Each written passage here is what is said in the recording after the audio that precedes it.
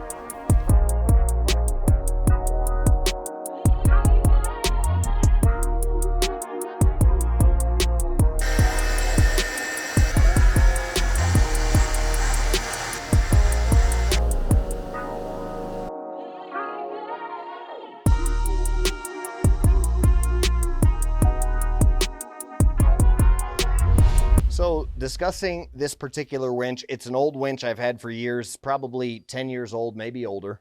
And what we had to do was we had to rebuild it. We pulled everything apart, we cleaned it, we cleaned the electronic and interior components either with alcohol, acetone, or electronic component cleaner. We re-greased everything. The electronics components, we put some dielectric grease on there. And basically we cleaned up everything, sanded everything. There's a little bit more I still have to do because I changed the cable from metal to a synthetic cable, and my goodness, that helped tremendously with the weight reduction. So now it's much lighter, and that's kind of the theme that we're going for. We did finish this build once before, and took it on a test run out into the jungles and all across Central America. But one of the things I realized was that it was heavier than I wanted it to be. So we're doing a big theme of weight reduction here. That helped a lot. Sanded this, sandblasted it, and then painted it with some powder coat. Since we do powder coat here for the knives, thought that it would be cool, and it is cool. From there, when we put everything back together, we sealed it with silicone because there was a good amount of mud inside of the winch, and the actual solenoid for the winch just was destroyed. So I put a DC contactor pack on there and kind of just rigged it up. And from here, now what we have is a DC contactor instead of the worn solenoid. This is an aftermarket DC contactor I just got off Amazon. And that's basically the gist of how we're running the winch. Rebuilt it, and in place of solenoid, DC contactor. From there, we ran a big cable, very heavy-duty cable to the accessory battery because the other winch is on the primary battery. This winch is on the accessory battery.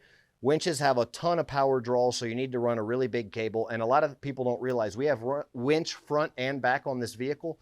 On a front and back vehicle winch setup, when you have a rear winch, it's so far from the battery that you really need a big cable. You need an even bigger cable in that circumstance. So we've got a really heavy cable on there, and then whenever you're running power, you want to make sure that you're well grounded. That's kind of the gist here of the winch system. I do like having a rear winch because it's often very helpful in situations of pulling yourself out of something that you never should have went into, especially if you're by yourself.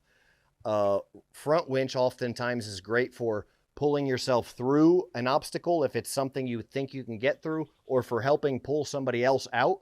But if you're by yourself on the trail, and you guys have seen when we were in La Mosquitia, Honduras, out way into the jungles of the eastern part of the country, and there's nothing out there, no power, no electricity, no other vehicles, just canoes and swampland. It's the largest expanse of virgin rainforest after the Amazon, okay? And we were just out there, just us. There was a couple river crossings that I tried to do that I shouldn't have done, and the videos are here on YouTube, where I had to pull myself out with the rear winch. And if it wasn't for that rear winch, I might have lost my truck completely to the river. There was one river in particular that I did cross, and a guy in a Hilux saw me crossing, and he thought he could cross it. And he went to cross, sucked water into his turbo, and actually lost his truck. His truck got washed down the river.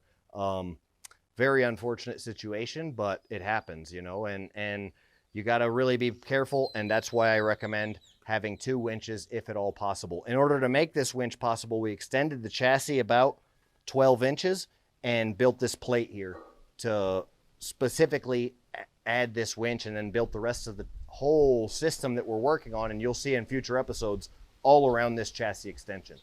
Thanks for watching. Bone out.